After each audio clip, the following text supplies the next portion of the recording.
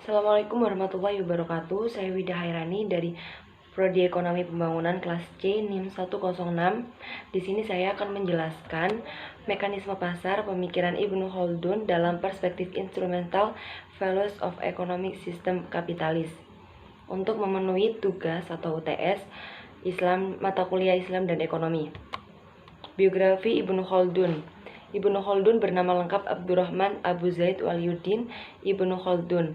Ia lahir di Tunisia pada awal Ramadan tahun 732 Hijriah bertepatan dengan 27 Mei 1332 Masehi.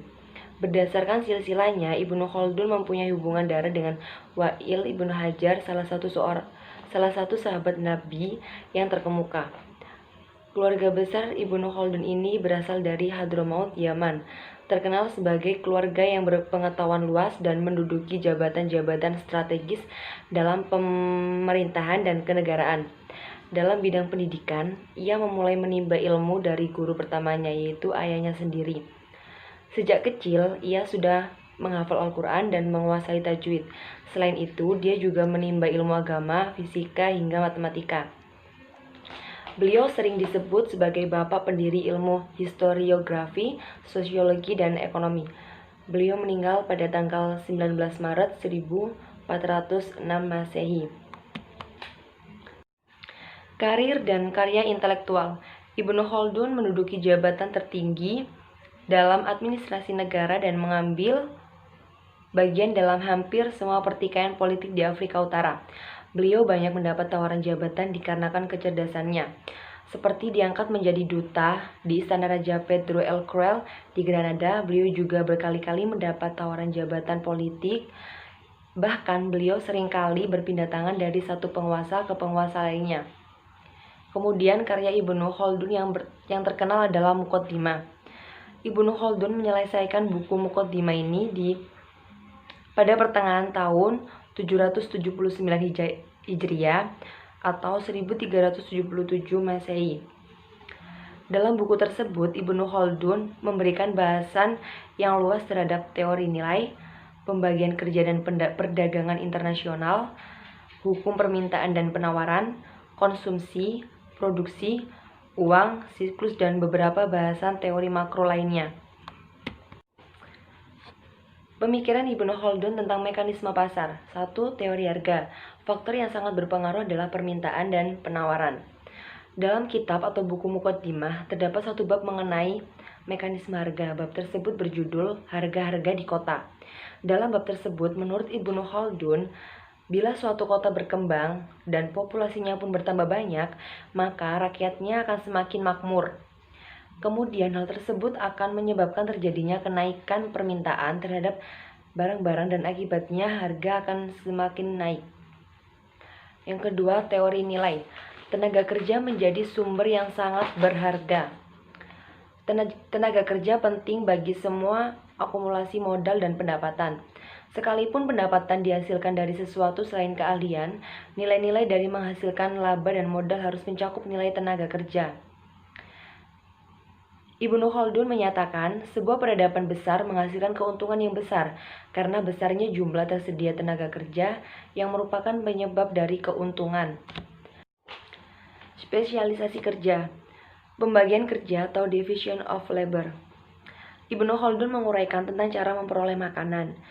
Dari hal tersebut, dapat diketahui bahwa seorang individu tidak akan dapat memenuhi kebutuhan ekonominya sendiri, melainkan mereka harus bekerja sama, karena apa yang dapat dipenuhi dari kerjasama antar individu jauh lebih besar daripada harus dilakukan sendiri. Oleh karena itu, menurut Ibnu Khaldun, dibutuhkanlah pembagian kerja atau division of labor ini. Yang keempat, negara. Al-Mulk. Al-Mulk adalah kekuatan dan kedaulatan. Kekuatan dan kedaulatan tidak dapat dipertahankan kecuali dengan mengimplementasikan syariah. Kemudian Ar-Rijal. Kedaulatan tidak akan memperoleh kekuatan kecuali bila didukung oleh sumber daya manusianya. Kemudian Al-Mal. Sumber daya manusia tidak dapat dipertahankan kecuali dengan harta benda. Kemudian Al-Adl. Pembangunan tidak dapat dicapai kecuali dengan keadilan. Kemudian Al-Mizan, keadilan merupakan tolak ukur yang dipakai Allah untuk mengevaluasi manusia, dan kedaulatan mengandung muatan tanggung jawab untuk menegakkan keadilan. Kemudian pemikiran sistem kapitalis tentang mekanisme pasar. Yang pertama, teori harga. Teori harga ilmiah. Smith menjelaskan harga ilmiah adalah harga yang timbul apabila segala sesuatu berlangsung dengan sendirinya. Dalam artian pada suatu masyarakat di mana terdapat kebebasan bertindak, di mana semua orang bebas untuk menghasilkan apa yang diinginkan dan menukar apa yang disukainya. Teori nilai. Nilai dari suatu pekerjaan. Adam Smith dalam Wealth of Nations menjelaskan, teori nilai berdasarkan nilai dari suatu pekerjaan dan terutama sekali tenaga kerja. Menurut Adam Smith, tenaga kerja adalah merupakan sebab dan sekaligus alat pengukur nilai. Dengan ini Smith menunjukkan bahwa kerja sebagai daya tukar sama dengan ongkos produksi yang terdiri dari upah, keuntungan, dan sewa tanah. Yang ketiga, spesialisasi kerja. Pembagian tenaga kerja atau division of labor.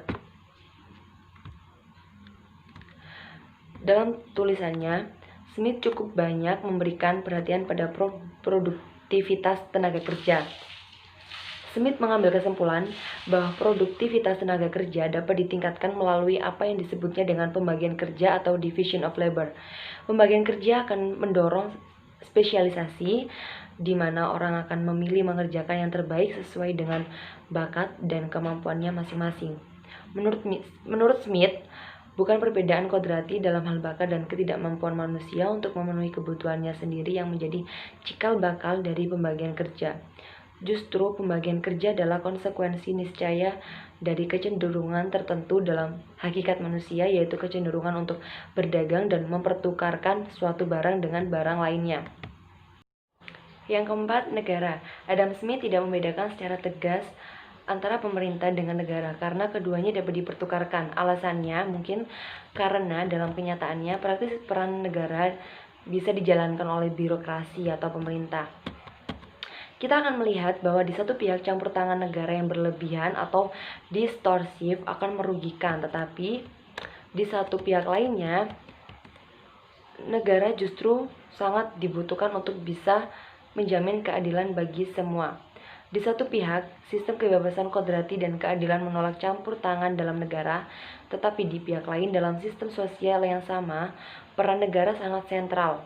Dalam Wealth of Nations, Smith menganut teori mengenai kemajuan sosial yang dikenal sebagai teori 4 tahapan. Teori ini diajukan secara khusus untuk memperlihatkan asal-usul dan perkembangan hak milik pribadi. Persamaan pemikiran mekanisme pasar Ibnu Khaldun dan sistem ekonomi kapitalis. Yang pertama, harga terbentuk karena proses alami. Bagi Ibnu Khaldun dan Adam Smith, penawaran dan permintaan adalah termasuk faktor terkuat pembentuk harga pada sebuah komoditas. Selain itu, Ibnu Khaldun juga menambahkan bahwa pajak atas barang juga dapat berpengaruh terhadap harga jual barang tersebut. Hal ini juga mirip dengan yang dikemukakan oleh Adam Smith. Menurut Smith, kebijakan dari pemerintahan dapat mempengaruhi harga atas suatu barang. Yang kedua tokoh sama-sama beranggapan teori nilai diambil dari nilai tenaga kerja. Yang ketiga, kedua tokoh sama-sama menilai division of labor atau pembagian kerja adalah sebuah hal lumrah yang terjadi dalam kehidupan manusia dikarenakan status makhluk sosial atau zon politikon tersebut. Yang keempat, kedua tokoh sama-sama menjunjung tinggi nilai keadilan. Perbedaan pemikiran mekanisme pasar Ibnu Khaldun dan sistem ekonomi kapitalis. Bagi Ibnu Khaldun, jalan menuju keadilan berekonomi tidak dapat dipisahkan melalui beberapa variabel yang ada, seperti hukum yang tegak dan negara yang kuat.